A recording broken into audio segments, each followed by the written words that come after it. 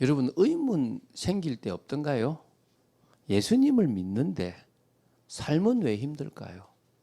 어떤 사람은 예수 믿고 복 받았다고 하는데 왜 나는 계속 어려울까? 하나님이 살아계신 것은 맞습니까?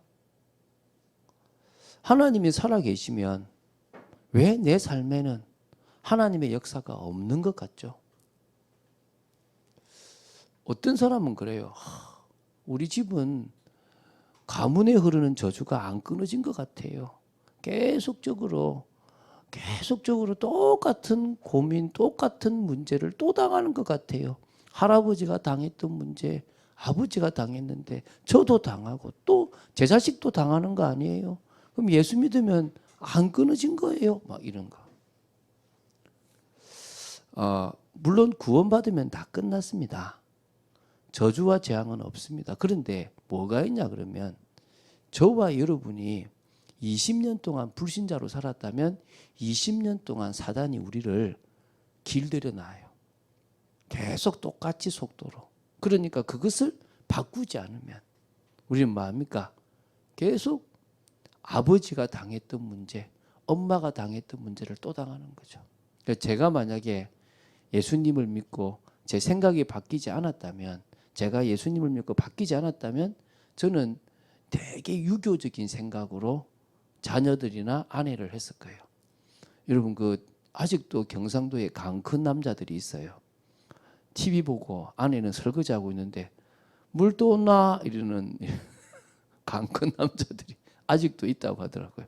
내가 참 안 쫓겨난 게 다행이다 이러는데 경상도는 그게 당연한 거였어요. 당연한 거. 아니 묘자가 물 또 와야지 뭐 이렇게 내가 또 오나 이제 이런 생각을 가진 여러분 이해가 안 되잖아요. 그래서 제가 보니까 가장 만나서 조합적으로 어려운 사람이 이제 조합으로 어려운 사람이 어떤 사람은 경상도하고 전라도인 줄 알았는데 그게 아니고요. 서울 여자하고 경상도 남자하고 만나면 가장 골치 아파요. 제가 지금까지 봤던 조합 중에서 가장 힘든 조합이 서울 여자하고 경상도 남자하고 만난 거예요. 이러면 어떤 일이 벌어지냐니까 서울 여자는 아빠가 다 하는 거야. 근데 경상도 남자는 누가 다 해요? 엄마가 다 해. 그러니까 이거는 싸울 수밖에 없는 구조 조직이 돼 있는 거예요. 그게 왜 그러냐면 제가 지금 말한 것처럼 예수 믿으면 가문에 흐르는 저주는 끊어졌는데도 그 체질이나 생각이 바뀌지 않으면 그대로 남아있다는 거예요. 자, 그럼 앞에 예수 믿는데 왜 삶이 힘드냐? 여러분 그는 예수님을 믿는 목적이 잘못돼서 그래요. 여러분 물론 평안하려고 예수님을 믿는 것은 맞지만 예수님을 믿으면 첫 번째 마귀가 과거에는 예수 믿기 전에는 나에게 뭐죠? 그래도 이렇게 봐줬는데 예수 믿고 나면 이제 대적이 되어버려요. 그러면 이제 내가 제대로 안 믿으면 마귀가 나를 계속 건드리는 것 속에 나는 살아가는 거예요. 그러면 어떤 의미에서 내 삶이 더 힘든 순간이 잠시라도 있을 수 있다는 거예요. 또 두 번째, 우리가 예수 믿고 나서 진짜 바뀌지 않으면 예를 들면 과거의 상처를 치유하지 못했다. 아니면 내가 어떤 큰 경험을 복음 안에서 해석하지 못했다. 그러면 예수 믿어도 똑같은 거예요. 제가 아는 분 중에 저 외국에서 유학하다가 만나서 이렇게 부부가 됐어요. 애를 한 명 낳고 한국에 왔어요. 그런데 나중에 알고 보니까 남편이 의처증이 너무 심했던 거예요. 교회를 다니는데도. 왜 심했냐고, 어느 정도 심했냐니까 자기가 나갈 때 밖에서 문을 잠그고 나가요. 아내를 놔두고 문을 잠그고 나가는 거야. 이 정도로 심각한 거예요. 바깥에 있으면은 옆에 사람 바꿔봐라. 지금이면은 옆에 비춰봐라. 막 이 정도로 심각한 거예요. 근데 왜 그러냐 봤더만은 이유가 하나예요. 대학생 때 어떤 아가씨를 한 명 사귀었는데 이 아가씨하고 헤어진 거예요. 근데 알고 보니까 이 아가씨가 양다리를 거치고 있던 거예요. 그러니까 그것에 딱 상처에 잡혀가지고 이 여자는 믿을 수 없는 존재다. 이렇게 돼버린 거예요. 그러니까 뭐죠?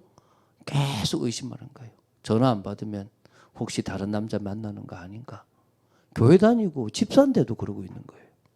왜 그렇죠? 예수 믿고 나서 상처나 경험이나 이런 것들이 치유돼야 되는데 치유되지 못하면 그대로 남아서 있는 거예요. 목사님들 중에서 저도 이제 그럴 뻔했는데요. 가난하게 살았던 사람이면 어떤 일이 벌어지냐 하니까 조금 안정이 되면 돈에 잡혀요. 그래서 돈에 집착하는 일이 벌어지는 거예요. 그걸 넘어야 되는데 그 가난했던 것들을 못 넘고 그대로 가는 경우들이 생기더라는 거예요. 이게 뭐죠? 자신의 삶을 또 힘들게 만드는, 또 불행하게 만드는 원인이 되는 거예요. 그러니까 욕심을 버리지 못했다든지 잘못된 사상이 있다든지. 저는 저희 큰딸한테 한 번씩 배워요. 저도 모르게 딸을 보호한다는 입장에서 여자가 이런 소리를 제가 한 번씩 해요. 그러니까 아빠 그 되게 나쁜 발언이 하지 마 그러거든요. 근데 저는 우리 딸이 밖에 나가서 그런 소리 듣지 마라고 하는 건데도 어떤 의미에서는 남녀 차별 같은 발언이 될 수가 있더라는 거예요, 사실은. 그게 왜 제 생각 속에 박혀 있는 거죠. 여자는 이래야 된다. 이런 게 저도 모르게 엄마로부터 배웠던 게 있더라는 거예요.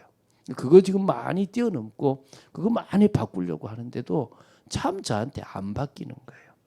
그래서 자, 오늘 여러분들이 예수를 믿는 이유나 또 예수를 믿어가는 과정에서 이런저런 것들이 있을 수 있겠지만 힘든 상황, 힘든 삶이 계속되지는 않을 거지만 어느 정도 있을 수 있다는 생각을 가지고 또 예수 믿고 평안하려고 믿는 게 아니고 예수 믿는 다른 목적이 있다는 사실을 기억해야 돼요. 그래서 오늘 제가 첫 번째 우리가 좀 다루고 싶은 게 하나님이 우리를 통해서 이루시려는 구원의 완성 과정이 있다는 거예요.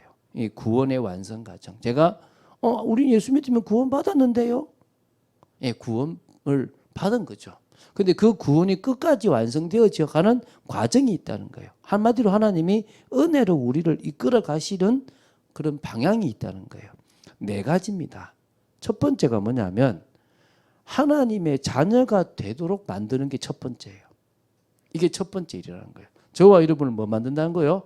하나님의 자녀, 죄와 사망과 저주의 권세에서 해방시킨 더 이상 사단의 권세 아래 있지 않게 만드는 게 첫 번째예요.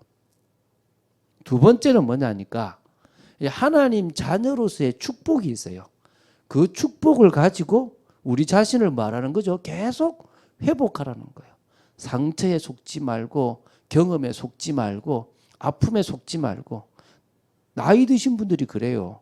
우리 저기 집사님 어머니가 새 아파트에 들어갔는데 아파트에 들어가도 자꾸 옛날에 이렇게 조금 아끼려고 하는 습관을 못 버리니까 되게 자녀들이 힘든 거예요. 근데 돈도 있고 편한데도 아깝기도 하고 이러니까 자꾸 뭐냐면 이렇게 좀 더 누리셔도 되는데 예를 들면은 지하철은 공짜잖아요. 버스는 돈 내야 되거든. 그러니까 지하철까지 걸어가시는 거야. 왜? 아끼신다고. 그 마음 충분히 이해하죠. 어르신들의 그 마음. 근데 그거 안 아끼셔도 이제는 되시는데 나중에 그러다가 다리를 다치시면 더 많이 들어갈 것인데 저희 어머니도 시골에서 산 하나를 넘어서 가요. 버스 오면 버스 타고 가면 되는데 그 돈이 뭐한 거죠? 아까운 거예요.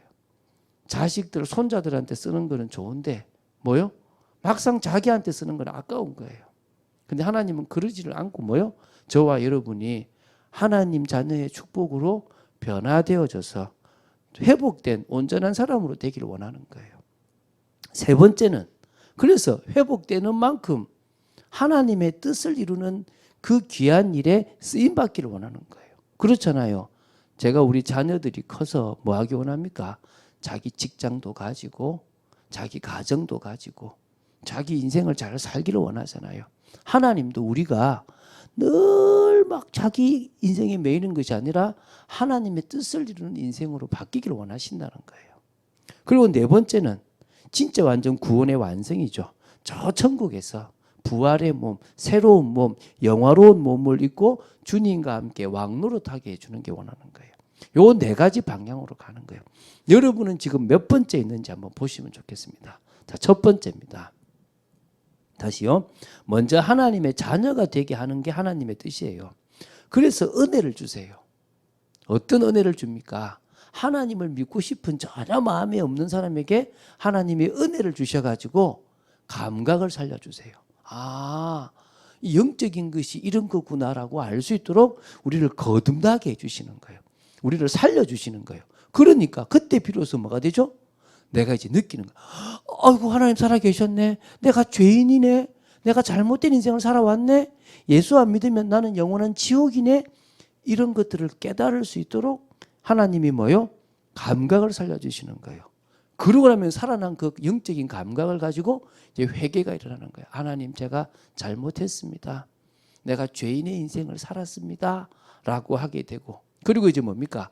예수님만 믿을게요. 예수님만 따라갈게요. 라고 하는 고백을 하게 돼요. 그때 우리는 죄사함을 받고 하나님의 자녀라는 양자의 신분을 가지게 되는 거예요. 이해가 되시죠? 이게 하나님이 첫 번째 하려고 하는 거예요. 여러분, 예수 믿으면 하나님의 자녀가 된다는 말이 이 말이에요. 예수 믿으면 구원받는다는 말이 이 말이에요. 그런데 여전히 우리는 뭐죠? 속고 있어요. 여전히 우리 기준은 세상적인 것에 가 있다는 거예요. 그래서 하나님께서 두 번째, 하나님 자녀의 축복으로 우리를 회복시키려는 거예요. 한마디로 이때 좀 광야의 생활이 있어요. 육신적인 것에 관심에서 영적인 것에 관심으로 우리를 자꾸 바꾸려고 하는 것이 있어요. 이때 조금 우리는 어려움을 당할 수 있어요. 이때 우리는 조금 힘들 수 있다는 거예요. 이때 여러분이 성령의 역사를 체험하면 여러분의 인생이 달라지는 거예요. 그때서 비로소 뭐냐? 여러분의 눈이 아니라 영적인 눈으로 보게 되고, 여러분의 육신적인 귀가 아니라 영적인 귀로 듣게 되고, 여러분의 육신의 마음이 아니라 온전한 심령의 그 마음으로 하나님을 받아들이는 인생이 되어지는 거예요. 여러분, 하나님 자녀에게는요, 신분과 권세가 있어요. 생각해 보세요. 제 자녀는 제가 줄 수 있는 권세와 축복 특권 안에서 얘들이 누려요. 그런데 이건희 회장님, 저 삼성그룹의 이건희 회장님의 자녀라면 저하고 비교 안 되는 축복이 있겠죠. 자녀들이 씀씀이가 다르잖아요. 비서도 붙고 운전수도 붙고 뭐 하여튼간에 다르잖아요. 그죠? 여러분, 삼성그룹의 후계자만 돼도 받아 누리는 게 엄청나요. 그러면은 뭐냐? 하나님 자녀의 신분과 권세를 가졌으면 영적으로는 어마어마하고 육신적으로도 달라질 수 있다는 거예요. 근데 이걸 자꾸 육신적으로 이해하려고 하니까 갈등이 생기는 거지. 첫 번째 하나님은 뭡니까? 영적인 이 축복을 통해서 진정한 해방과 진정한 자유를 누리길 원하는 거예요. 혹시 여러분이 돈에 매이면 돈에서 자유하기 원해요. 여러분이 공부 잘해가지고 좋은데 막 대학 들어가려고 하면요, 거기서 자유하기 원하는 거예요. 뭘부터 누리라는 겁니까? 영적인 것부터 누리라는 거예요. 은혜로 주신 것들을 알라고 하는 거예요. 육신적인 것을 조금 내려놓고 영적인 것을 먼저 바라는 거예요. 제가 예수 믿기 전에는요, 제 틀에 이렇게 갇혔어요. 저는 자폐 성향이 조금 강한 사람이에요. 여러분, 그 보도블록 있지 않습니까? 보도블록. 저는 그거 밟을 때 마름모가 있으면 그 마름모 안에 발을 꼭 대려고 그래요. 과거에, 지금은 아니고. 보도블록이 이렇게 된 게 있고 이렇게 된 게 있잖아요. 그럼 이렇게 된 방향으로 밟고 지나가려고 그래요. 그럼 제가 이해가 안 되시죠? 저보다 더 심각한 자폐 성향의 사람이 많아요. 저는 제 물건을 딱 있는데 그대로 있어야지 누가 건드리면 되게 싫어하는 사람이에요. 지금은 제가 되게 많이 자유한 거예요. 우리 자녀들이 아직도 아빠는 심해라고 얘기할 수 있을지 모르지만 저는 지금 되게 많이 자유하거든요. 과거에 제 틀이 되게 많이 형성됐던 거예요. 그게 저를 힘들게 하고 그게 저를 괴롭히는 거예요. 물어요. 지난주도 그 어머니가 신앙생활 열심히 했는데 암으로 돌아가셨거든요. 그 딸이 이제 막내딸이 저희 큰딸하고 한동갑이거든요. 목사님, 왜 그럴 수 있어요? 라고 얘기하더라고요. 예수 믿는데 왜 암으로 죽어요? 그러더라고요. 그래서 제가 그랬어요. 예수 믿으면 구원을 받는 거다. 그런데 예수 믿고 하나님 자녀의 축복을 누리지 못하고 부모로부터 받았던 그 과거 체질에 매여서 살아가고 스트레스를 받으면 하나님의 자녀라도 암에 걸린다. 이제 늘 뭐랬냐면요. 돈 없어, 힘들어, 이 얘기를 늘 한 거예요. 그런데 그분 돌아가시고 나니까 집이 한 채 있는 거야. 자녀들이 공부할 수 있는 수준의 돈이 다 있는 거예요. 저는 저는 과거에 돈 없는 줄 알았어요. 근데 없는 게 아니라 돈을 버는데도 늘 못 번다, 힘들다, 어렵다 이러고 살았던 거예요. 그래서 내가 제발 좀 스트레스 받지 말라고 그렇게 이야기했는데도 안 되는 거예요. 여러분이 하나님의 자녀인데 불신자처럼 스트레스 받고 계속 고민하면요. 여러분도 암 와요. 여러분 몸을 여러분이 버리는 거예요. 하나님은 여러분이 하나님 자녀의 축복으로 여러분을 매이려고 하고 여러분을 괴롭히려고 하고 여러분을 힘들게 하려고 하는 것들에서 자유하기를 원하시는 겁니다. 할렐루야. 넘어서시기 바랍니다. 근데 이 과정의 기간이 긴 사람이 있고 짧은 사람이 있어요. 이거를 광야라고 하는데 이 광야의 시간이 긴 사람은 신앙생활이 힘든 시간이 긴 거고요. 저는 좀 길었어요. 이 시간이 짧은 사람은 그래도 부모로부터 좋은 교육을 받아서 눌리지 않고 좀 자유한 사람은 조금 편안하게 살아가요. 그래서 여러분 정말 하실 수만 있다면 이 과정을 좀 짧게 보내시면 좋겠어요. 그래서 이 시간에는 육신적인 걸 좀 내려놓고 의도적으로 영적인 것에 집중하는 시간을 가져야 돼요. 가정을 내팽개쳐라는 말이 아닙니다. 일을 하지 말라는 게 아닙니다. 공부를 하지 말라는 게 아닙니다. 여러분 지금 저 마산에서요. 공무원 시험 공부를 하는 친구가 있는데 공부하기도 시간 없잖아요. 근데 제가 이 친구한테 매일 30분씩 말씀 보라 그랬어요. 근데 처음에는 잘 못하다가 지금 하고 있거든요. 그리고 제가 매일 30분간 운동하는데 기도하면서 운동하라 그랬어요. 자기가 이제 독서실에 알바를 하는데 독서실 알바하는 데까지 갈 때까지 걸어서 기도하면서 가라 그랬거든요. 이거를 시작했어요. 불이 붙었어요. 그런데 그 어머니가 하는 얘기가 얘가 훨씬 공부를 잘한대요. 훨씬 능률이 오른대요. 여러분 은혜 받는 시간이 있을수록 짧은 시간에 공부를 해도 능률이 더 올라요. 그래서 은혜 받으라는 거예요. 그래서 뭐라는 겁니까? 시간을 정해서 운동도 하고 기도도 하라는 거예요. 해보세요. 거짓말인가? 지금까지 진짜 은혜 받고 공부한 사람이 공부가 훨씬 나아요. 제가 그 일의 증인이거든요. 저는 벼락치기 공부했는데 늘 중심에 은혜 받고 시작하니까요. 다른 실력들이 나오더라고요. 사단은요. 상처를 건드리고 체질을 건드려서요. 붙잡고 있는 걸 건드립니다. 그럼 여러분은 상처를 넘어서시기 바랍니다. 체질도 바꾸시기 바랍니다. 붙잡고 있는 거를 정말 내려놓으시기 바랍니다. 그거를 계속 해 나가다 보면 어느 순간에 여러분 넘어서 있는 자라 있는 여러분을 보게 될 거예요. 사단이 계속 공격하는데요. 공격하는 만큼 사실 사단이 손해예요. 여러분은 더 전적으로 하나님을 신뢰하게 되고 체질을 바꾸게 될 거기 때문입니다. 그래서 하나님은 여러분을 바꾸시기를 원해요. 그래서 바꿔야만 뭡니까? 온전한 사람, 믿음의 사람, 정상적인 사람이 되는 거예요. 지금 여러분이 저를 보고 있는 이 모습이 되게 정상적으로 많이 바뀐 거예요. 진짜 제가 많이 바뀌었거든요. 더 바뀔 거라고 저는 믿습니다. 자, 그래서 세 번째, 하나님의 뜻을 이루는 그 일에 하나님은 쓰임받기 원하시는 거죠. 자, 구원을 받은 순간부터 사실은 하나님 앞에 쓰임받을 수가 있어요, 사실은. 근데 이게 자기 열심이 될 수 있어요. 좀 똑똑한 사람, 열심히 하는 사람들은요, 예수 믿고 나자 막 교회에서 일해요. 청소도 하고 막 봉사도 하고 해요. 근데 이게 성령의 역사가 없으면 뭐가 돼버리냐면 자기 열심이 돼버려요. 그래서 여러분 구원받은 자의 축복으로 변화될 때 성령의 역사를 체험해야 되는데 이게 안 되면요. 자기 열심으로 교회 생활을 해요. 자기 열심으로 교회 생활을 하다 보면 어느 날 지쳐버리는 상황이 생겨요. 그때는요 믿음도 떨어져 버리고 교회를 떠나야 되는 상황이 생긴다는 거예요. 그렇게 하지 말고요.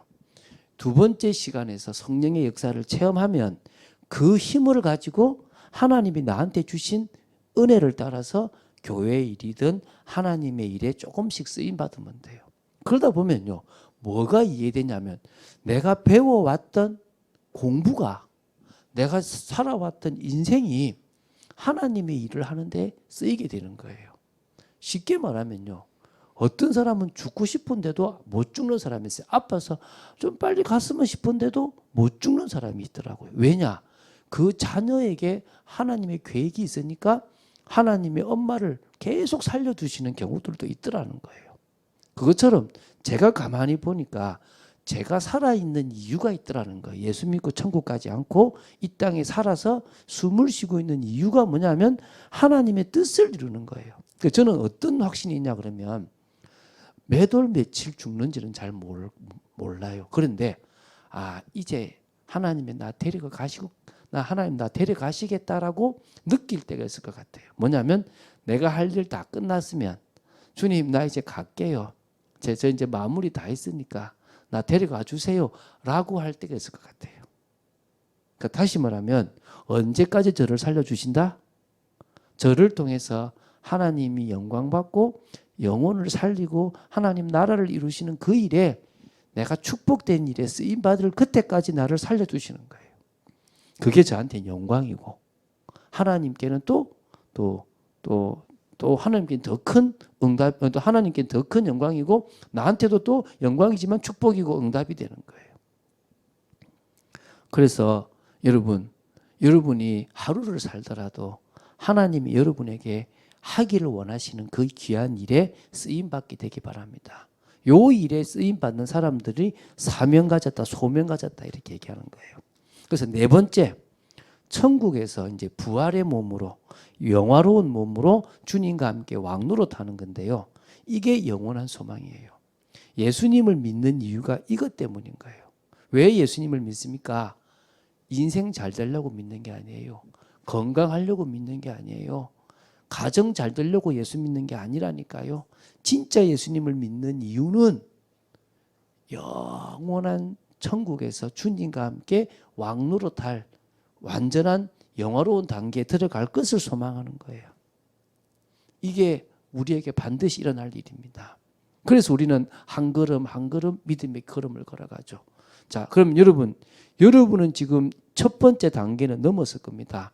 두 번째 단계에 있는지 세 번째 단계에 있는지 그렇겠죠. 저는 지금 2번의 축복을 누리면서 3번 하나님의 일에 지금 쓰임받고 있거든요.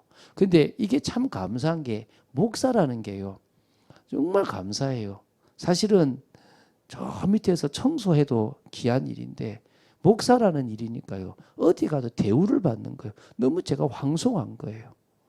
내 같은 사람이 대우받을 자격이 없는 사람인데 밖에 나가서 대우를 받을 수 있다. 이게 정말 은혜인 거예요. 은혜인 거.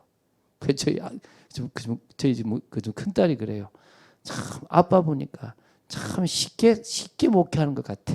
야, 쉬운 게 아니야. 근데 제가 그렇게 은혜를 누리고 살아가는 거예요. 여러분도 그런 축복들을 하나하나 누려가게 되기 바랍니다. 자, 그러면 이 구원의 과정을 가는 중에서 우리의 삶은, 우리 믿음의 삶은 뭐에 방향이 맞춰져야 되느냐?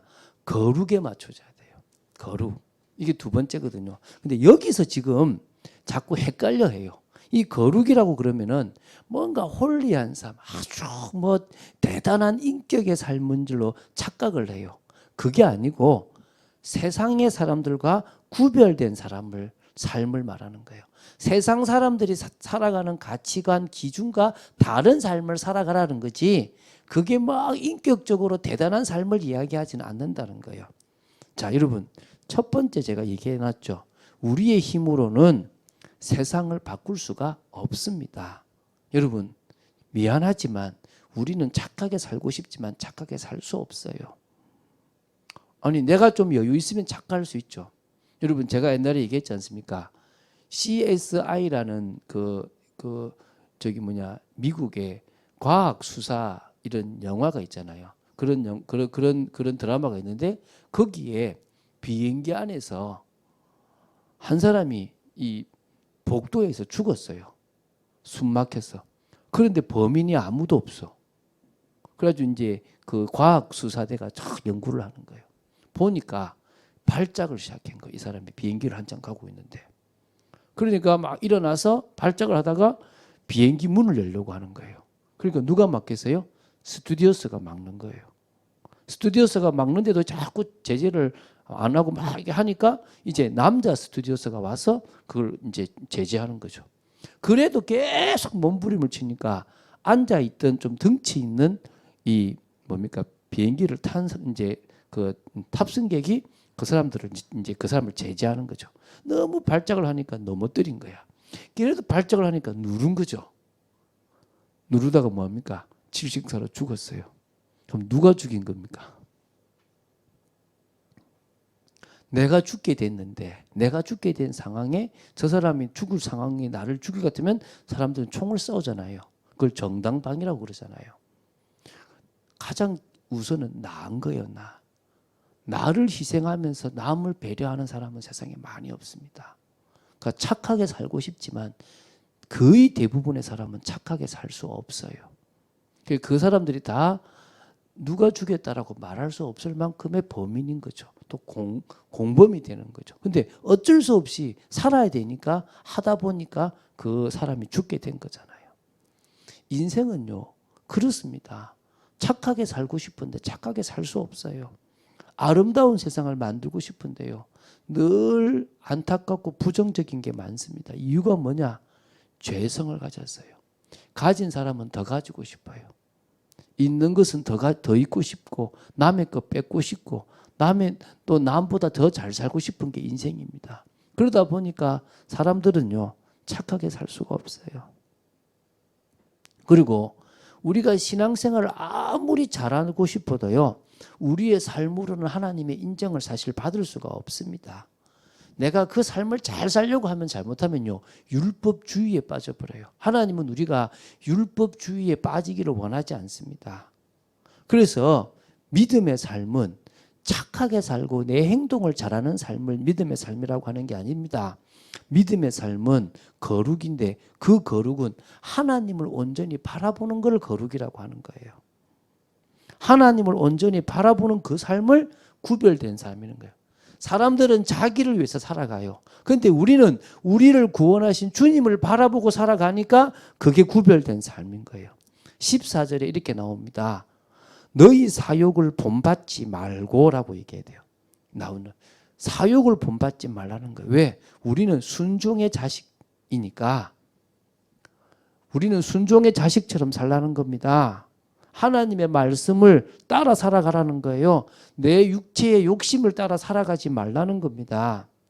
하나님을 마음 중심에 딱 모시고 은혜를 지속하기 위한 신앙생활, 그 삶을 살라는 거예요.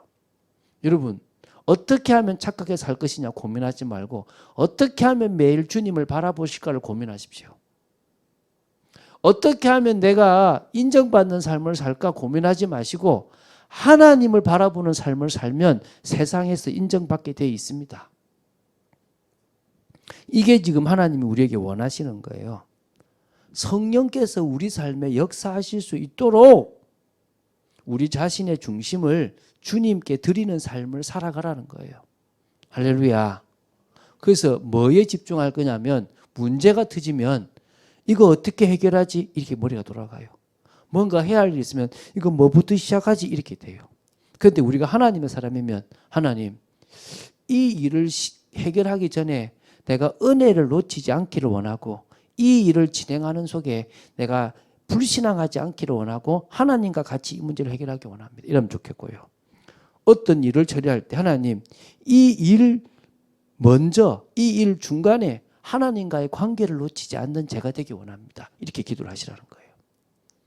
일에 빠져버리면 끝나버려요. 일에 빠져버리면 막 일하다가 내가 뭐 했지?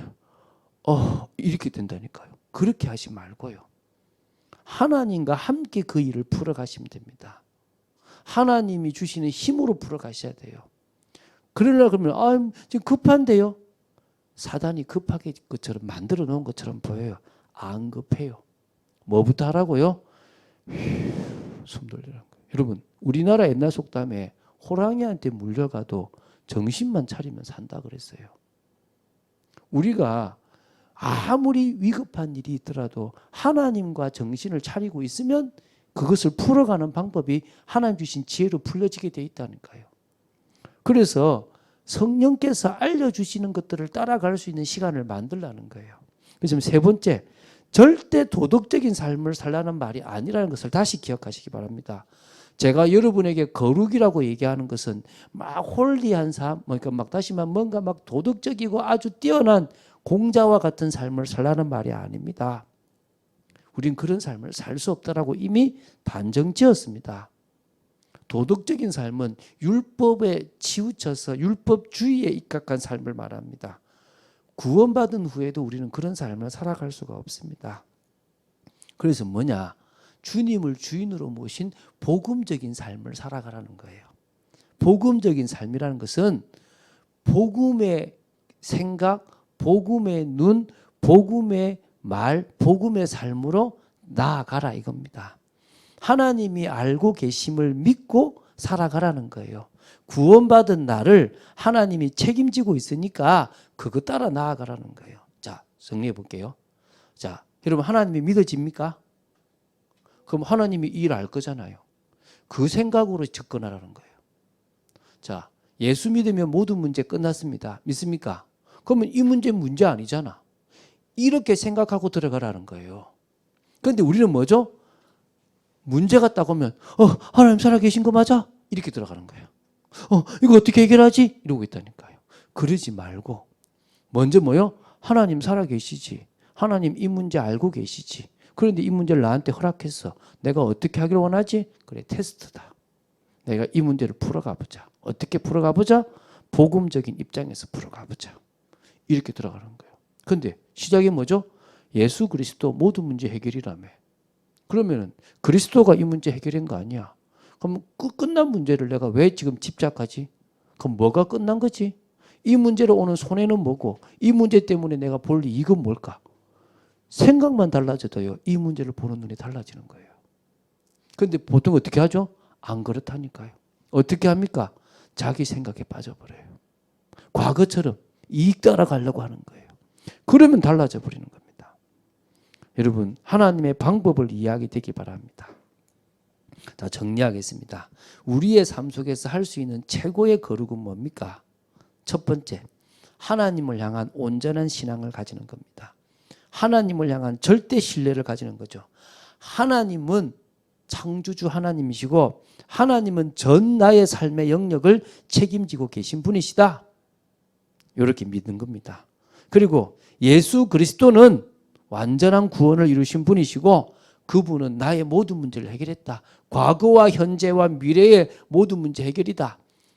심지어 그런 일이 생기면 안 되지만 내 다리가 날아간다 하더라도 나는 문제 없다.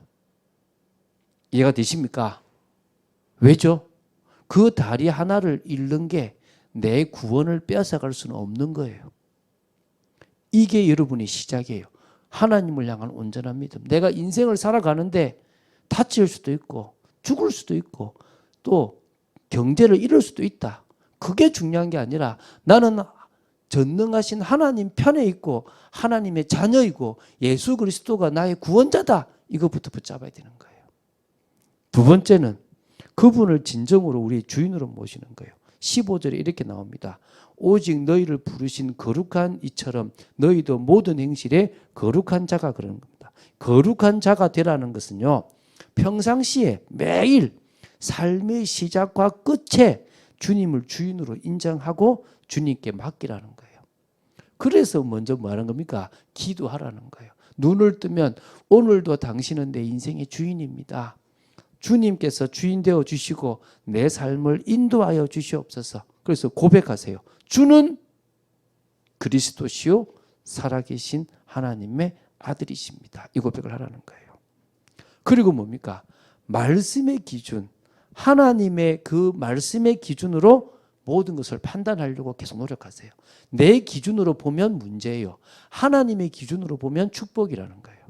저는 이번에 우리가 한 달 동안 예배당에 늦게 들어가는 이게 문제로 보이는 게 아니라 축복으로 보이는 거예요. 하나님의 계획으로 보이는 거예요. 분별하는 눈이 있으니까 달라지더라는 거예요. 자, 그래서 하나님이 원하시는 삶을 위해서 기도하면 돼요. 여러분, 주기도 있잖아요. 하늘에 계신 우리 아버지요. 네, 그 다음에 뭡니까? 이름이 거룩히 여김을 받으시오며. 다시 말하면요, 나를 통해서 당신의 이름이 높아지면 돼요. 왜 이번에 인천에 있었던 그 목사님 부부의 문제가 되느냐? 그분 때문에 하나님의 이름이 땅에 떨어진 거예요. 저는 이런 부분에서는요, 천주교가 기독교보다 훨씬 낫다고 생각돼요. 천주교 때문에 요거도 먹는데 별로 없어요. 그런데 기독교 때문에 꼭 요거도 먹어요. 이유가 뭐죠? 하나님이라는 핑계로 꼭 자기 이익을 챙기고 교회 이익을 챙기고 있다는 거예요. 그러면서 뭡니까? 잘 믿는다고 얘기하고 있는 거예요. 여러분, 하나님의 이름이 높임을 받을 수 있도록 살아가세요. 여러분이 결정을 할 때 하나님, 제가 내 이익을 따라 결정하지 않고 당신의 이름이 높아지는 쪽에 결정을 하고 싶습니다. 기도하시라니까요. 그러면 다르다니까요. 두 번째, 하나님의 나라가 이 땅에 이루어지도록 기도하십시오. 나한테 이루어지고 내 삶에 이루어져야 되지 않겠습니까? 또 하늘에서 이루어졌던 그 뜻, 이 세상을 구원하고 하나님의 그 영원한 언약을 이루시고자 하는 그 뜻이 우리의 삶을 통해서 이루어져야 되지 않겠습니까? 그러면요, 일용할 양식도 주신대요. 저는 그거 먹고 살아갔거든요. 자, 결론 맺겠습니다. 모든 지킬 만한 것 중에 마음을 지키는 결단이 필요합니다. 여러분, 세상의 유혹을 우리가 어떻게 이깁니까? 사단이 우리를 흥분시키는데 어떻게 이길 수 있습니까? 그래서 여러분, 마음을 주님께 드리세요. 그러면 무릇 지킬 만한 것보다 우리 마음을 지켜요. 저는 우리 청년들이나 여러 성도들한테 뭐냐면, 막 흥분될 일이 있으면 일단은 하나님과의 관계 놓치지 마라. 이익을 손해봐도 되지만은 하나님과의 관계 놓치면 다 손해본다. 마음을 빼앗기지 마시기 바랍니다. 그것부터 시작이에요. 그것부터 제대로 하면 응답받게 돼 있는 겁니다. 그래서 우리의 삶을 불신자들이 볼 때 다르구나. 여러분, 저는요, 누구보다도 가정적이에요. 누구보다도 아내를 사랑하고 누구보다도 자녀를 사랑해요. 그런데 제 중심은 하나님께 있거든요. 그 중심이 하나님께 있으니까 누구보다도 사람을 존중할 마음을 주시더라는 거예요.